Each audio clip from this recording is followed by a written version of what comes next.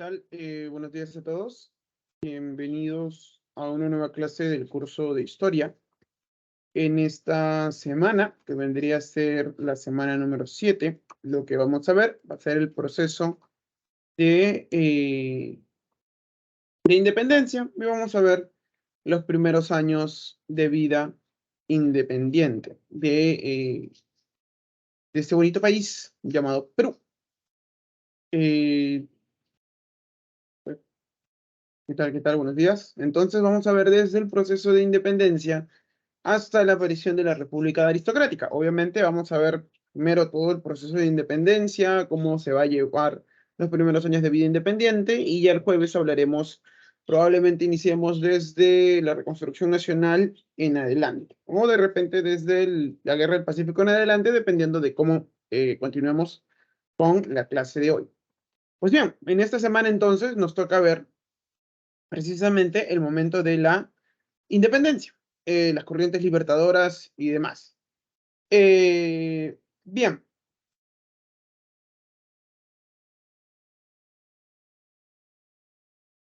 Ya. Ah, eh, bien, bien, bien. Eh, bien. La corriente libertadora del sur va a ser el primer proceso que va a llegar acá al Perú y que va a consolidar o va a iniciar este proceso de consolidación de la independencia del Perú. Como habíamos visto la clase pasada, como habíamos visto la última clase que vimos, historia del Perú, nos habíamos quedado en este proceso de inicio de las luchas de independencia. ¿Recuerdan ustedes cuando hablábamos de la crisis del Imperio Español? De este proceso que inicia cuando Napoleón decide reemplazar a Carlos IV y a su hijo Fernando VII por su hermano, que es el famoso José Bonaparte, también conocido como Pepe Botella. Pues bien, esto va a generar entonces un vacío de poder en España, lo cual va a significar una verdadera crisis, que se va a conocer como la crisis del Imperio Español. El inicio de los procesos de guerra de independencia van a ser precisamente este año de 1810. ¿Qué sucede? Como ya lo vimos en la clase pasada, los españoles no aceptan ni quieren un gobierno francés, por eso es que van a empezar a formar juntas de gobierno con la esperanza de que Fernando VII vuelva a ser repuesto dentro de la corona española. Ahora bien, estas juntas de gobierno que se van a formar van a ser de corte liberal. ¿Recuerdan la clase pasada cuando hablábamos de las ideologías del siglo XIX? Pues bien, en el siglo XIX los españoles liberales van a tomar el poder y van a ser mayoría en estas juntas de gobierno que van a formar lo que se va a conocer como las Cortes de Cádiz. Estas juntas de gobierno de mayoría liberal van a crear precisamente una constitución de corte liberal, que va a ser la Constitución Gaditana, la Constitución de Cádiz, en el año de 1812. Va a ser esta junta de gobierno la que va a dirigir el proceso de guerra de independencia española en contra de los franceses. Todo este vacío de poder que generan estas guerras de independencia en contra de las tropas napoleónicas va a ocasionar que en América varias juntas de gobierno que se habían formado precisamente para ser enviadas a la Junta Central de Cádiz ya no acepten ni el dominio francés ni el dominio español. Por eso es que varias de estas juntas de gobierno, que en un primer momento se forman como juntas de gobierno fidelistas para tratar de defender el imperio español, se van a ir convirtiendo a juntas de gobierno que van a empezar a proclamar independencias en diferentes partes del virreinato americano. Este va a ser el núcleo central del inicio de los procesos de independencia en Latinoamérica, en Sudamérica. Aquí en la América Española, estas juntas de gobierno van a iniciar precisamente con las guerras de independencia.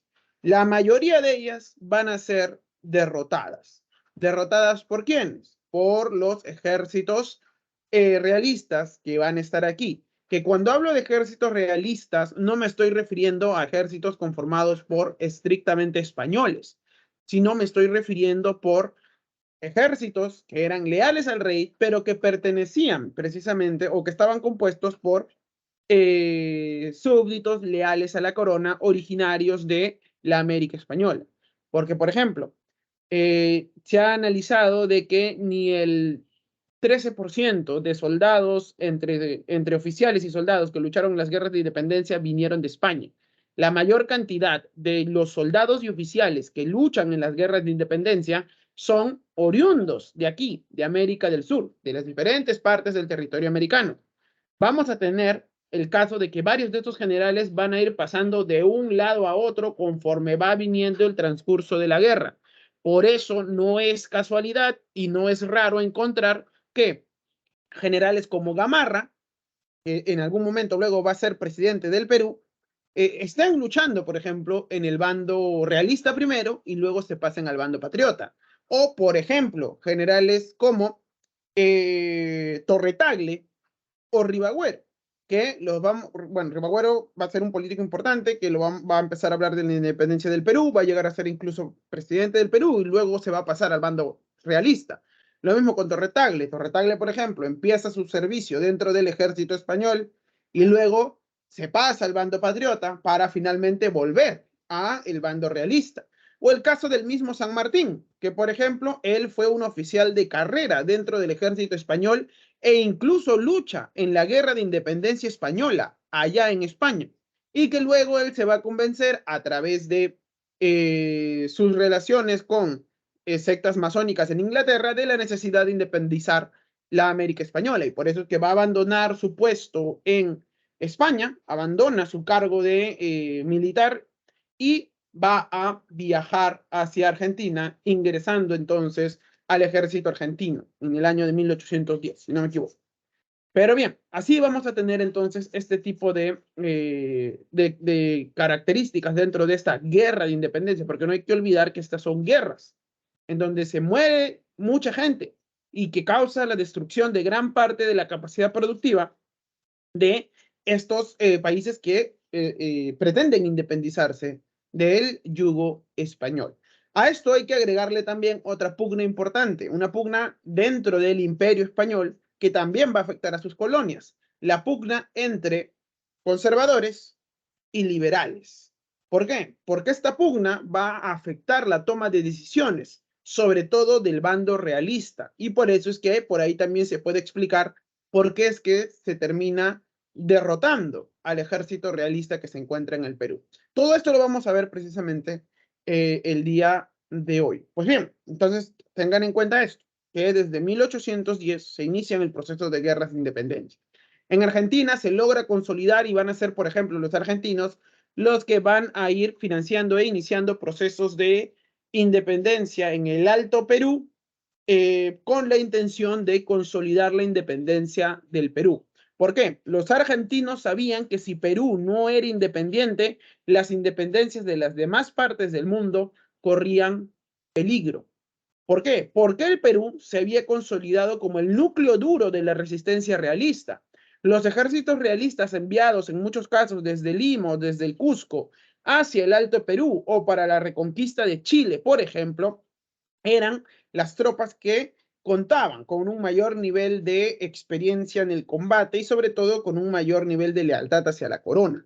El Perú, sobre todo la ciudad de Lima, se había convertido en uno de los bastiones más fuertes del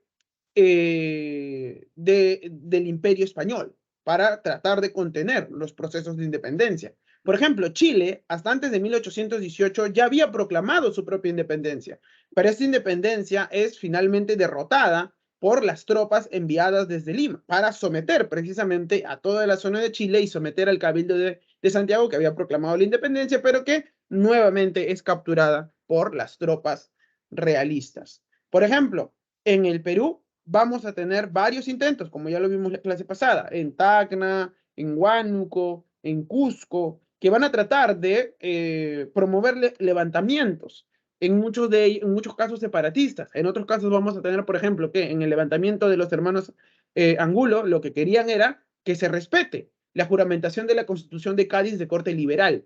¿Por qué? Porque varios conservadores peruanos veían a la misma Constitución de Cádiz que había sido implantada por los españoles, la veían como tan liberal que afectaba sus propios beneficios. Por eso es que ahí la pugna entre liberales y conservadores también va a estar a la orden del día, sobre todo en el juego político. Esta rebelión, por ejemplo, va a ser finalmente aplastada por el virrey Abascal, que era un conservador convencido. Por ejemplo, Abascal, cuando se entera de la juramentación de la Constitución de Cádiz, él la va a ver con muy malos ojos y va a retrasar mucho la aplicación y la juramentación de esta Constitución, que recién se va a aplicar en el año de 1813 en el Perú, a pesar de que se había juramentado en 1812. Todo este desbarajuste que se va a producir en España, producto del vacío de poder, pugnas entre conservadores y liberales, lo van a sentir aquí también en las colonias. Pero bien, llegamos entonces hasta este punto del año de 1810, se inicia el proceso de guerra de independencia, los argentinos consolidan su independencia, pero tienen que independizar Perú y sobre todo el Perú, para tratar de garantizar la independencia de Argentina. Ya vamos a tener varios intentos de ingresar hacia el Perú a través de lo que va a ser el Alto Perú, es decir, a través de Bolivia. El ejército realista, comandado esta vez por el virrey Pezuela, estaba acantonado en la zona de Cusco y Puno, tratando de defender precisamente estos territorios de cualquier tipo de incursión patriótica realizada por los argentinos, que lo van a intentar en múltiples oportunidades. Sin embargo, todos estos ejércitos y todos estos intentos van a ser finalmente derrotadas por las tropas realistas que se encontraban acantonadas en la zona del Alto Perú. Luego de varios intentos, como por ejemplo las del general Belgrano, que van a tratar de ingresar por ahí, pero no lo van a lograr, va a llegar precisamente San Martín. San Martín, que era un antiguo oficial español, como ya les había mencionado, viaja a Argentina renunciando a todos sus títulos y a todos sus nombramientos en el ejército español y se adhiere al ejército patriota argentino. Ahí San Martín va a ser cuestionado. ¿Por qué? Porque todos creían que era un espía al servicio de España dentro del ejército patriota. Sin embargo, en una batalla, San Martín va a estar a punto de perder la vida. Y este episodio en donde la vida del libertador va a correr peligro le va a servir para dilucidar cualquier tipo de duda de su ferviente patriotismo y de su convencimiento de la causa independentista. San Martín va a ser un oficial de carrera. Él sí era un militar completo. Y obviamente va a tener mucha experiencia militar que había ganado luchando en diferentes plazas en contra de los enemigos de España cuando estaba bajo el ejército español. A él ha luchado en África, ha luchado contra los franceses y toda esa experiencia ahora estaba puesta al servicio de los ejércitos patriotas argentinos. Pues bien, frente a esto, San Martín entonces va a ser puesto como líder del ejército en Argentina y él ahí va a elaborar el plan de independencia, tanto de Chile como de Perú. San Martín va a sostener que entrar por el Alto Perú es casi imposible. ¿Por qué? Porque la totalidad del ejército realista del Virreinato del Perú se encontraba acantonado en las zonas de Bolivia, Puno y Cusco, y que derrotarlos en abierto enfrentamiento iba a ser una cuestión muy difícil de lograr y sobre todo muy costosa. Por eso es que para el Libertador era mucho más fácil invadir el Perú desde un lugar que que los miembros del Virreinato del Perú no esperaban. ¿Cuál va a ser este lugar? La costa. Pero para lograr invadir por la costa era necesario ¿qué cosa? Primero, asegurar un puerto desde donde poder enviar de forma efectiva un ejército lo suficientemente grande como para iniciar este proceso de independencia. Por eso es que va a decidir en un primer momento independizar Chile y desde Chile organizar una nueva expedición para lograr ingresar al Perú, pero desde la costa. Una movida que obviamente los miembros dentro del Virreinato del Perú no esperaban. Además de qué? De que para esta época ya estamos llevando años de guerra y el erario del Virreinato del Perú también lo está sintiendo. Esto va a afectar en la Armada del Sur, que era la armada era la armada que se encargaba de defender todas las zonas de los puertos del Océano del Pacífico Sur. Esta armada prácticamente para esta época era inexistente y por lo tanto no iba a impedir cualquier tipo de invasión desde el sur. Además de que en el mismo virreinato no se esperaba una jugada de esta manera. Por eso es que San Martín entonces, desde el año de 1814, va a empezar la formación de su ejército. Su ejército va a ser llamado el Ejército de los Andes y se va a formar entonces la Expedición de los Andes, que cruza precisamente el territorio que separa Argentina con Chile a través de los Andes y llega precisamente a Chile en el año de 1817. Ahí se va a enfrentar a las fuerzas de Osorio, que era el encargado de defender estos territorios frente a cualquier tipo de intento argentino. En la batalla de Chacabuco, que se va a llevar el 12 de febrero de 1817, vamos a tener la victoria de los argentinos sobre las fuerzas de Osorio. Sin embargo, la batalla de Cancha Rayada va a ser un revés para las fuerzas patriotas.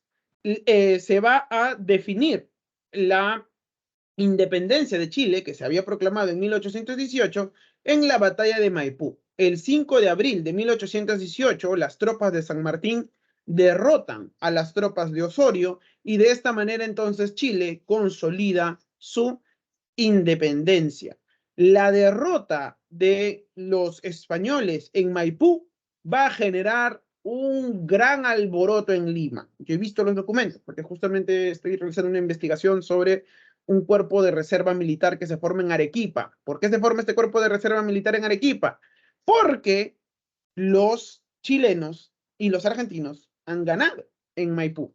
Las tropas mejor entrenadas, las tropas más eficientes, las tropas mejor entrenadas, las más eficientes que habían luchado en años de combates de la guerra del inicio de las guerras de independencia, habían sido derrotadas en Maipú. De hecho, el virrey envió un informe en donde dice que la mejor calidad de las tropas han sido derrotadas o han sido puestas en prisioneras que estaban bajo el liderazgo de Osorio. Por eso es que en todo el virreinato rápidamente se tienen que empezar a formar nuevos cuerpos militares, sobre todo para defender la costa.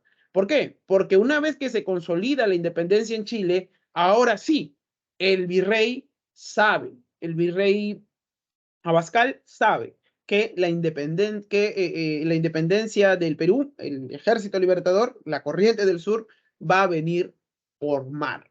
Y que obviamente el objetivo era defender Lima.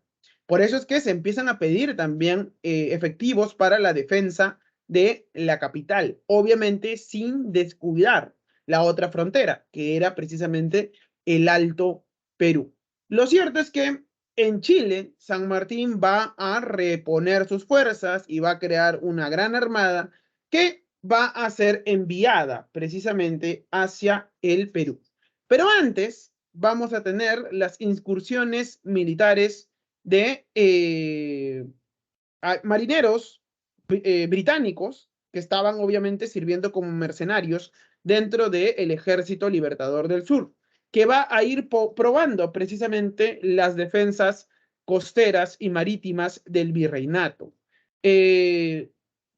O'Higgins va a ser el responsable precisamente de navegar a lo largo de todo el litoral peruano y enfrentarse a algún tipo de resistencia que puede haber por parte de las tropas peruanas para impedir precisamente el desembarco eh, de tropas dentro del virreinato peruano. Él, por ejemplo, va a ir desembarcando y probando las defensas y al final se va a convencer de que obviamente no era posible la defensa del mar por parte del virreinato peruano. Con estos informes, entonces, en el año de 1820 va a zarpar ya la totalidad de la flota libertadora, llegando entonces a la zona de Pisco en el año de 1820. Ahí en Pisco, San Martín va a tratar de hacer un acto de presencia grandilocuente para anunciar precisamente la llegada de la famosa Corriente Libertadora del Sur o Ejército Independentista del Sur.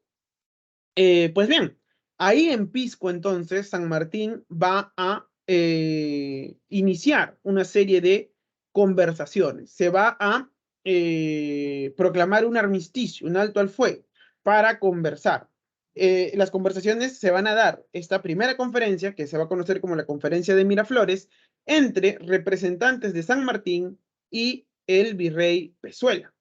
Pezuela va a ser el encargado entonces de eh, tratar de llegar a una salida negociada.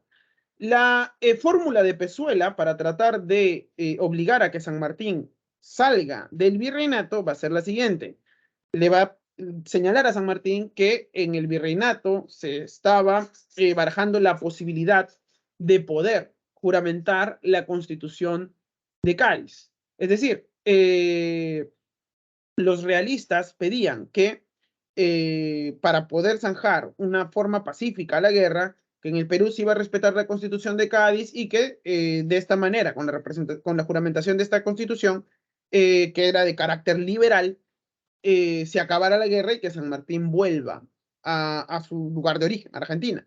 Pero San Martín sabía evidentemente que la juramentación de la Constitución de Cádiz no impedía y no bastaba para asegurar la supervivencia de Chile y Argentina. Por eso es que San Martín estaba hablando,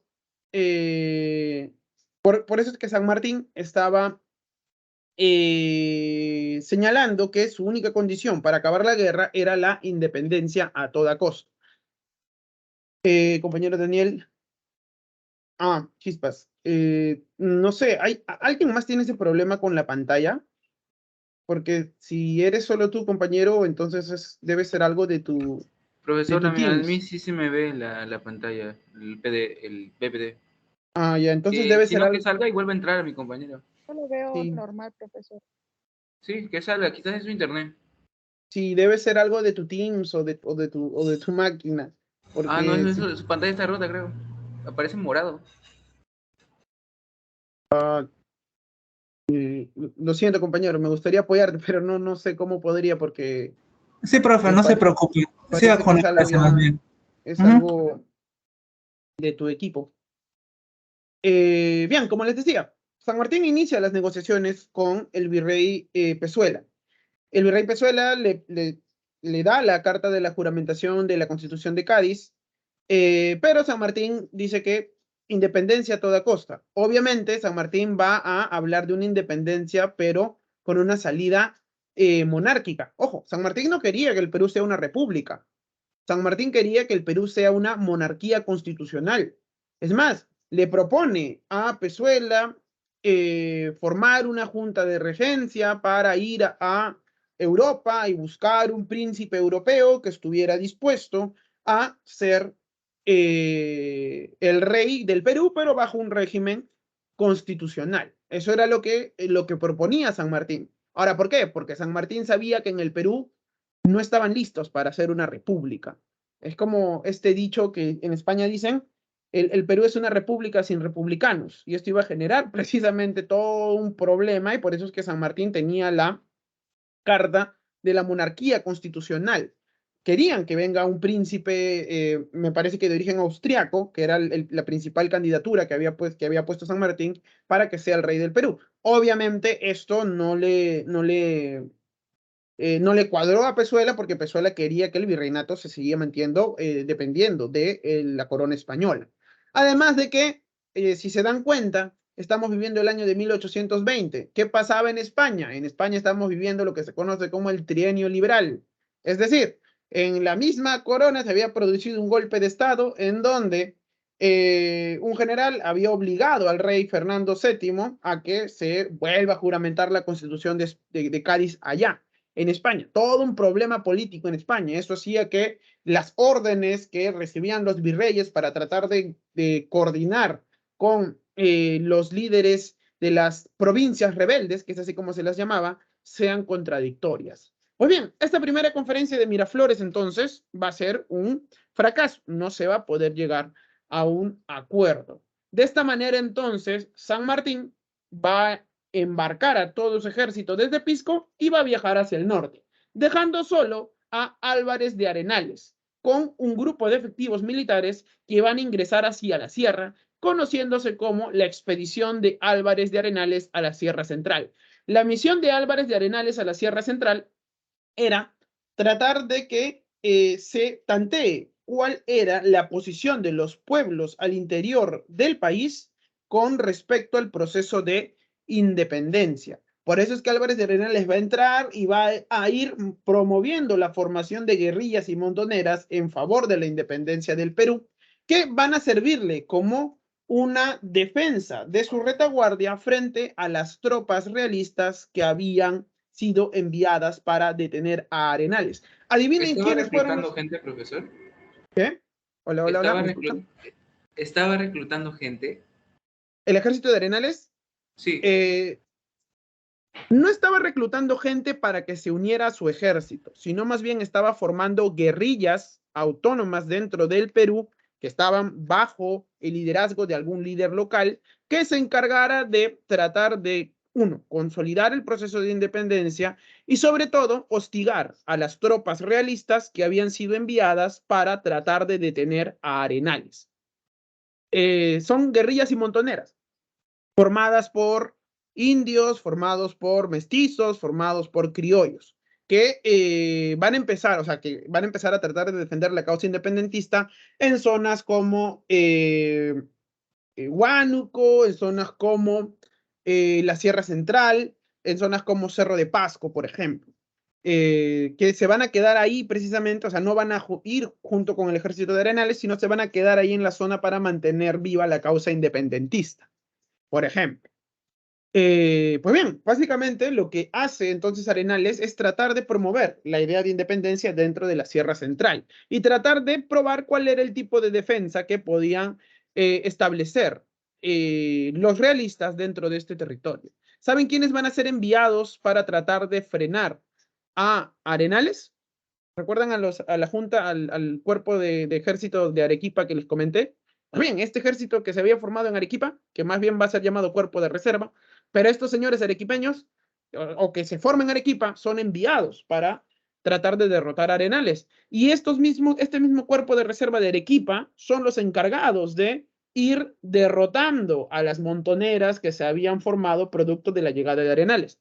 Por eso es que en los informes de las montoneras siempre dicen, han llegado los arequipeños y han reducido a la obediencia a tal pueblo, tal pueblo, tal pueblo, porque estos pueblos se habían levantado en contra de los realistas producto del paso de las tropas de Arenales. Y es que aquí también hay que ver algo, la población al interior del país siempre va a ir conforme va a ir la marea de la guerra de independencia. Por eso es que vamos a encontrar algunos líderes que un día están con la independencia y cuando llega el ejército realista, están con el ejército realista. Cuando el ejército realista va perdiendo, están con el ejército patriota. Y cuando el ejército patriota va perdiendo, están con el ejército realista.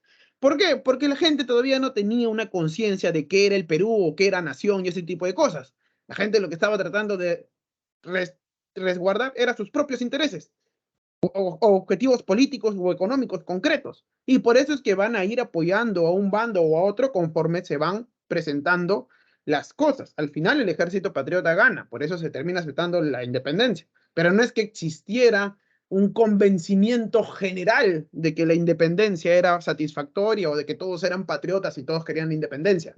Ya las modernas investigaciones que se están haciendo sobre las corrientes políticas durante el proceso de independencia, lo que te indican es que las regiones están, y las personas de estas regiones, tanto al interior del país, están, como en Lima también, están tratando de preservar sus intereses en un contexto de clima bélico que data desde el año de 1810. Para la época en que llega San Martín, ya son 10 años de guerra y ya han habido diferentes intentos de levantamiento dentro del país. Varias de estas personas ya han sido movilizadas incluso en algunos casos. Pero bien, esto es importante saberlo. ¿Por qué? Porque tradicionalmente cuando se estudia la independencia siempre se cree que el Perú voluntariamente y todos los pueblos abrazaron la independencia, cuando se sabe que en la actualidad no es cierto. Las investigaciones históricas están indicando que no, que las poblaciones están yendo conforme conforme avance el conflicto. Pues bien, San Martín llega, se embarca desde Pisco y llega al norte de la ciudad de Lima para iniciar precisamente el bloqueo sobre la ciudad de Lima. Ahí va a esperar a que llegue Álvarez de Arenales en la zona de Huaura. Álvarez de Arenales logra derrotar a los españoles en la batalla de Cerro de Pasco. Los españoles, bueno, para ser más exactos, los realistas trataban de cerrarle el paso a Arenales e impedir que se una con el ejército principal que ya se encontraba al norte de la ciudad de Lima. Ahí, Álvarez de Arenales logra derrotar precisamente a las tropas enviadas desde Lima para tratar de cerrarle el paso, y con esto entonces Arenales tiene vía libre para encontrarse con San Martín en la zona de Huaura. La misión de Arenales fue todo un éxito y sobre todo probó algo, la incapacidad de los realistas de poder auxiliar Lima. ¿Por qué? Porque el virrey estaba tratando de mover tropas desde Puno y Cusco para defender la capital, pero el envío de las tropas de Arenales demostró que el envío de estos soldados iba a ser obviamente muy tardado, y por eso es que Lima estaba prácticamente a la merced de las tropas que pudieran conseguir y obviamente las milicias que pudiera formar dentro de la capital. Rápidamente entonces San Martín, una vez completado su ejército con las tropas de Arenales, inicia el sitio de Lima. Producto de todos estos reveses que está teniendo el ejército realista, en la hacienda de Asnapuquio se va a producir un motín, en donde las tropas realistas van a deponer al virrey Abascal y van a nombrar a un nuevo virrey, que va a ser José de la Serna. ¿Saben dónde estaba la hacienda de Asnapuquio? De hecho, hay una huaca que se llama Asnapuquio, que está más o menos allí al norte de Lima, por la zona de los Olivos. Ya por ahí, por toda esa zona, ahí se encontraba una hacienda importante en donde estaban precisamente afincadas las tropas realistas que se encargaban o que probablemente se hubieran encargado de la defensa de la ciudad de Lima. Pues bien, se produce entonces este motín. Pezuela es depuesto y la Serna se convierte en el nuevo virrey. Uy, esto también va a ser todo un problema, porque cuando en 1824 se empiezan a preguntar las causas de la derrota, va a haber toda una guerra propagandística entre la Serna y Pezuela para ver quién fue el culpable. Pezuela le va a echar la culpa a la Serna de haber sido el responsable de haber causado la derrota por el motín y demás. Todo un tema después de la guerra. Se odiaban. Pezuela y la Serna se detestaban. ¿Por qué? Porque la Serna consideraba que Pezuela era un mal militar y que no estaba llevando la guerra conforme a lo que la junta militar esperaba. Lo consideraban muy timorato.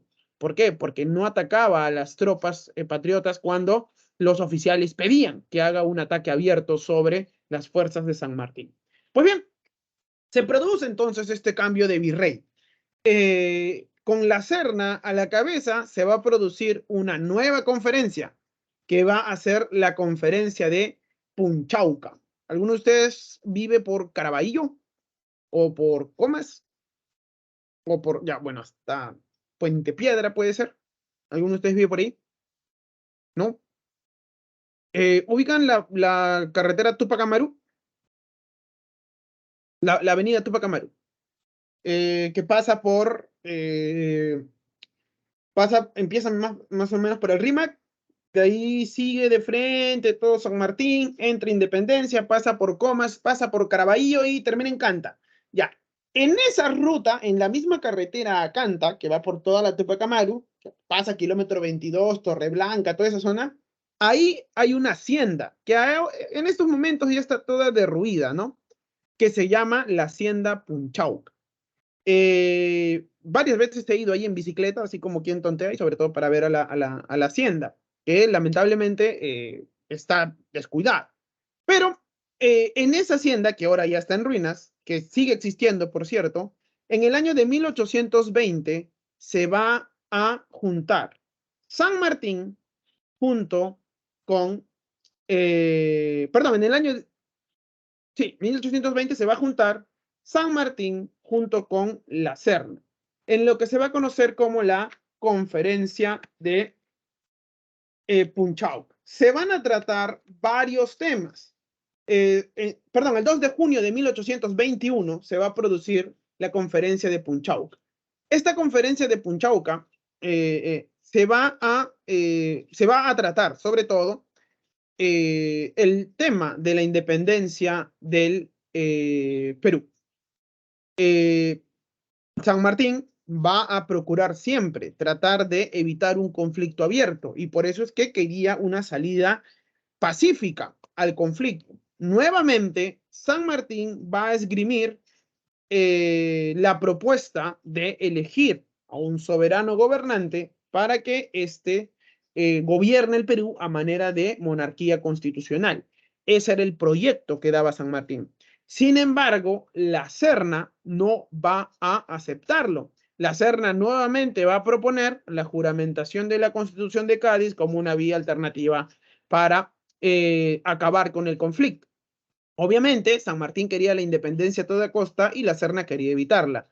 Incluso San Martín propone lo siguiente, le dice a la Serna, no te preocupes, te ponemos a ti como gobernador transitorio en lo que llega el nuevo rey que estamos buscando para que gobierne el Perú y el Perú se independice. Es más, ya que este monarca sea parte o adscrito al Imperio Español, pero que mantenga su independencia. La Serna dice que no, porque la Serna quería evitar bajo cualquier tipo de costo que el territorio termine siendo independiente. Por eso es que nuevamente la conferencia de Punchauca termina en un total y rotundo fracaso. A esto hay que agregarle otra cosa. En diciembre, perdón, de 1820 se produce la deserción del batallón Numancia. ¿Qué era el batallón Numancia? El batallón Numancia era un batallón formado en su mayoría por venezolanos y colombianos, veteranos de las guerras de independencia en ese lugar, que estaban precisamente al servicio de la corona española. En diciembre de 1820, el Numancia se pasa completito al bando patriota.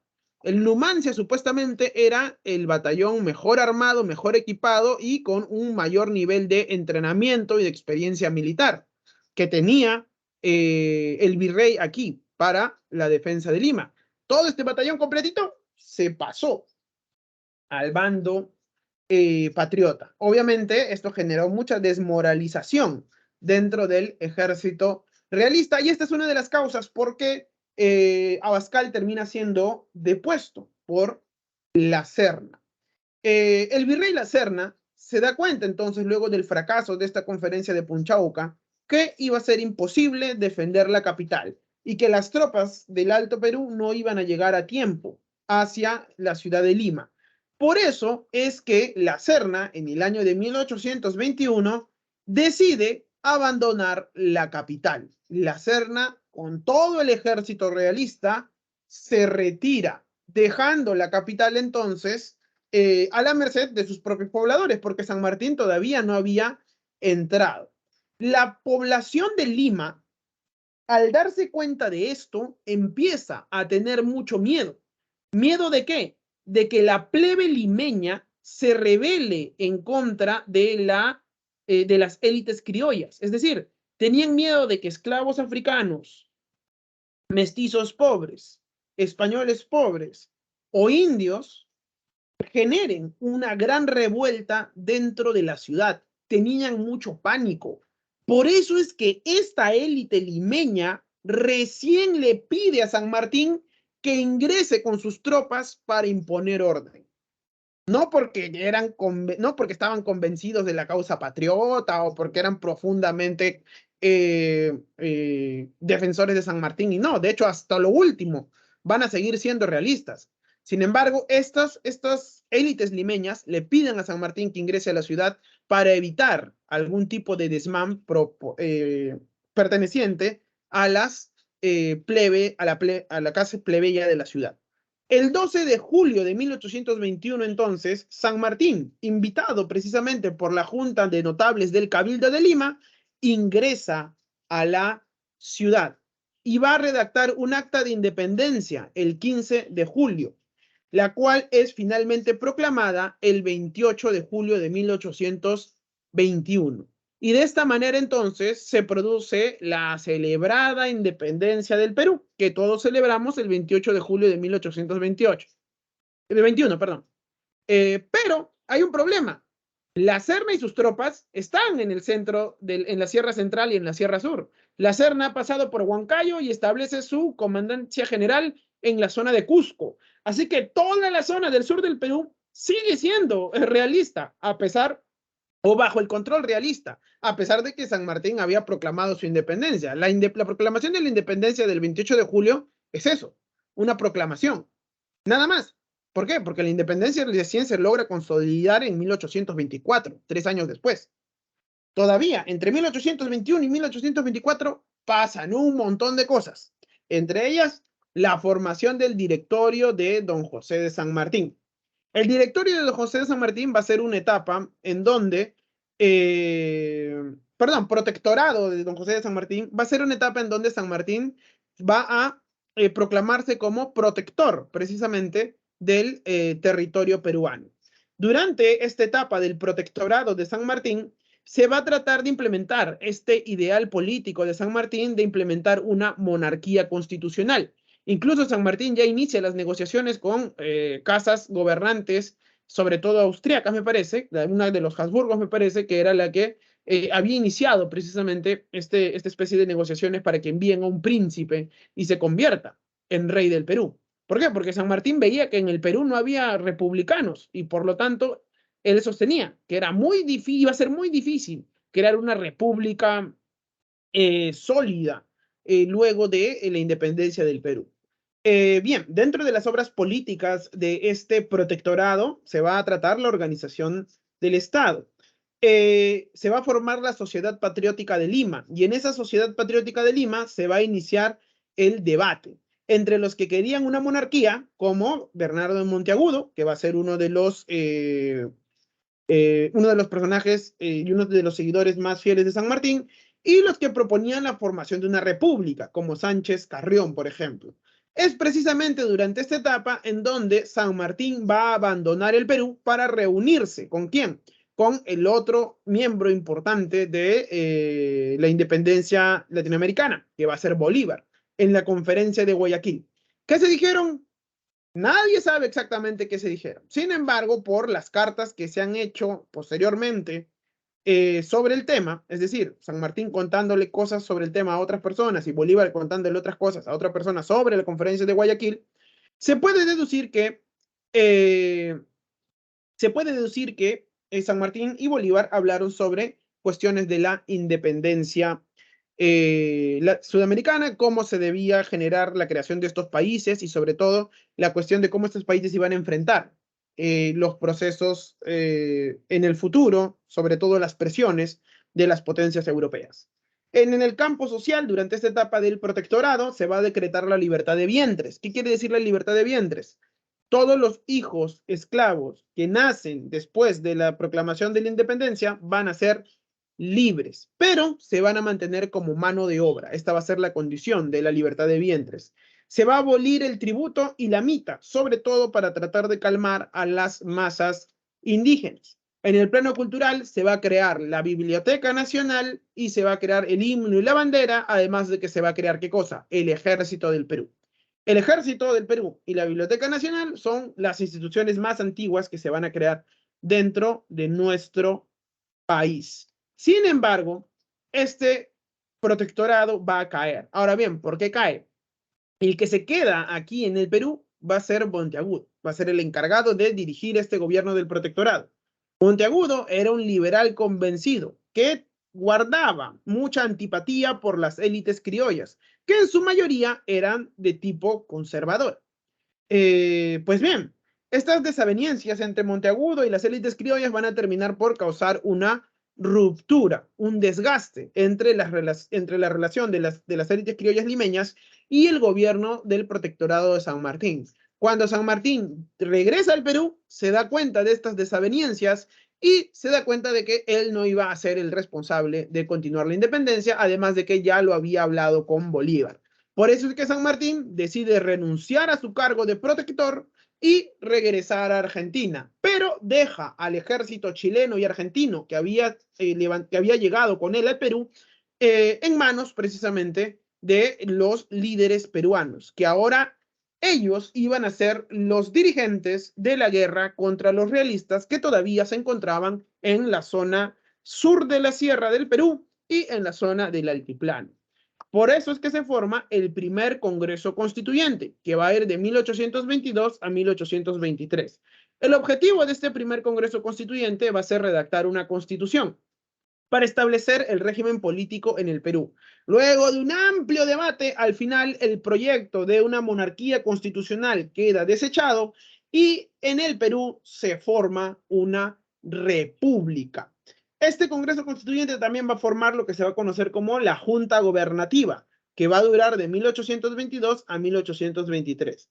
Dentro de esta Junta Gobernativa se va a convocar un triunvirato, es decir, 3 personas son las que van a gobernar, pero el más importante de todos es José de la Mar. El objetivo que se van a plantear estos miembros de la Junta Gobernativa es acabar con las fuerzas realistas que aún se encontraban acantonadas en la zona de la Sierra Sur.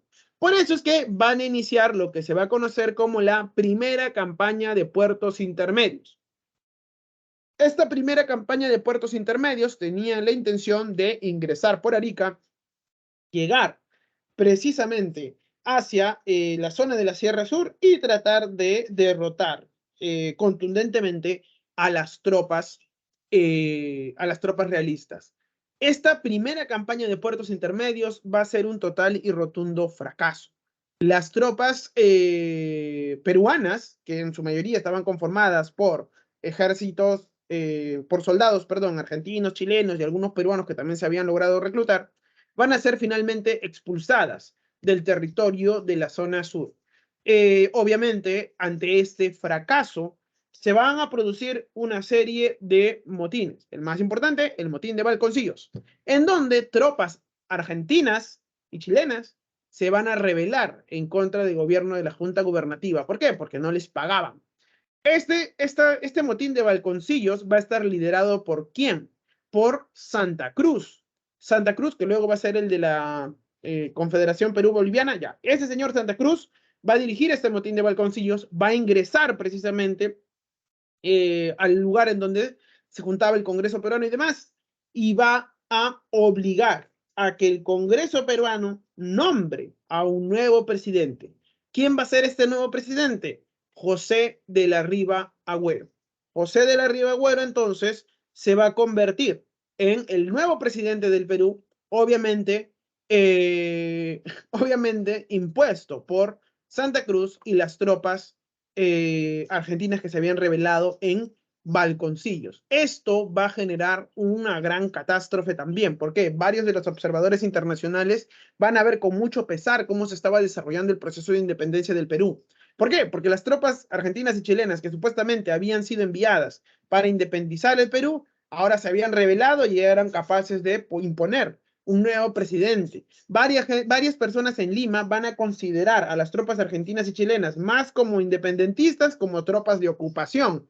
Sobre todo, ¿por qué? Porque precisamente estas tropas no les estaban pagando. Es decir, les habían prometido un salario y todo, pero el pago se estaba demorando. Una de las razones del por qué se amotinan en Balconcillos es precisamente por esto, por la falta de pago. El gobierno peruano no podía pagarles. Por eso es que ellos, liderados por Santa Cruz, imponen a un nuevo presidente, que va a ser Ribagüero. Con Ribagüero a la cabeza, vamos a tener entonces un breve gobierno de febrero a junio de 1823.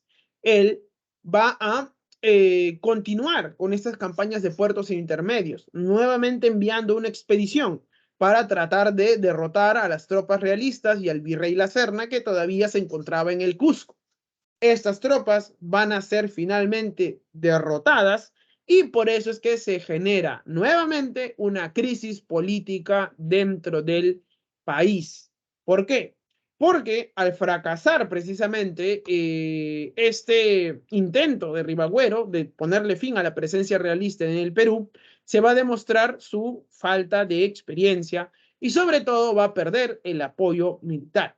y por eso es que el Congreso fácilmente lo va a destituir y lo va a nombrar, y va a nombrar a Torre Tagle como nuevo presidente del Perú. Ribagüero no va a aceptar esta destitución y se va a marchar hacia el norte, hacia Trujillo, formando entonces en este lugar un gobierno paralelo. Es más, dentro del país, las diferentes partidas de guerrillas y autoridades que había nombrado, por ejemplo, el naciente Estado peruano, van a tener esta disyuntiva. ¿Por qué? No sabían si aceptar la destitución de Ribagüero o seguir apoyándolo. Esto va a generar una serie de problemas, sobre todo cuando después llega Bolívar. Pues bien, el Congreso destituye precisamente a Ribagüero, nombra a Torre Tagle, pero aquí ya vamos a tener algo. Torre Tagle va a ser nombrado como presidente, obviamente, bajo la condición de que cuando llegue Bolívar, él renuncie precisamente a la presidencia. ¿Por qué? Porque ya en esta época los partidarios de Bolívar habían hecho todas las negociaciones para que el Libertador venga al Perú y termine por consolidar el proceso de independencia. El gobierno de Torre Tagle va a ir de julio de 1823 a febrero de 1824. Durante su gobierno vamos a tener la llegada precisamente de Bolívar por invitación del Congreso. Y durante esta época del gobierno de Torre Tagle se va a promulgar la primera constitución del Perú. Cuando llega Bolívar, Torre Tagle es destituido por el Congreso y Bolívar se va a encargar entonces de liderar el proceso de independencia en el Perú. Pero va a haber un problema. Todavía la totalidad de las tropas colombianas no habían llegado junto con Bolívar. Y ante este problema, la ciudad de Lima se va a quedar indefensa. Por eso es que las tropas de Canterac, que era un oficial realista que estaba en la Sierra Central, van a iniciar una campaña militar sobre la ciudad de Lima. ¿Y qué creen que pasa? En efecto, logran recapturar la ciudad de Lima. Ahí Bolívar va a trasladarse al norte y va a dejar como jefe de la ciudad de Lima a Torre Tagle. Las tropas realistas ocupan nuevamente Lima y capturan precisamente a Torre Tagle. Torre Tagle, después de una serie de cavilaciones, va a decidir abandonar el ejército patriota y volver a jurar lealtad al virrey La Serna y al rey de España. A Torre Tagle lo van a colocar como jefe de la guarnición que se encontraba acantonando en el Real Felipe. Sin embargo, va a haber otro problema. Las tropas realistas se van a dar cuenta que una vez que llega el ejército colombiano, ya no se puede defender la capital. Por eso es que decide volver hacia la Sierra Central, con tanta mala suerte para Torre Tagle que él y sus tropas se quedan en el Real Felipe. Ahora bien, Ribagüero en el norte, al darse cuenta del imponente poder político que tenía Bolívar y sobre todo de sus intenciones, va a buscar aliarse ¿con quién? Con el virrey La Serna. ¿Para qué? Para evitar que Bolívar consolide su control en el país. Por eso es que nuevamente Ribagüero cae dentro de la órbita realista, iniciando conversaciones para tratar de frenar las pretensiones de Bolívar. Por eso es que se produce lo que se conoce como la traición de Ribagüero y la traición de Torre Tagle. Ribagüero va a tener mucha más fortuna que Torre Tagle porque va a terminar siendo exiliado del país. Mientras que Torre Tagle no va a poder escapar, ya que él se queda junto con toda su familia con la dirección del Real Felipe. Ahí Bolívar no va a tener ningún reparo en cortarle cualquier tipo de suministros al fuerte del Real Felipe. Por eso es que Torre Tagle va a morir de inanición dentro del Real Felipe. Torre Tagle muere dentro del Real Felipe, ya que él era el encargado de defender esa plaza. Y obviamente Bolívar lo que hace es, ¿sabes qué? Yo no voy a perder hombres tratando de tomar esa plaza, simplemente voy a cortarle los recursos y días después Torretagle muere precisamente por falta de alimento y demás.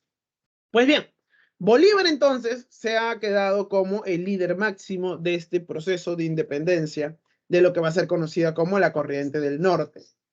Con Bolívar a la cabeza se van a iniciar una serie de aprestos militares para la campaña final en contra del ejército realista. Ahí vamos a tener las dos batallas más famosas de todo este proceso de independencia porque van a terminar por consolidar la independencia.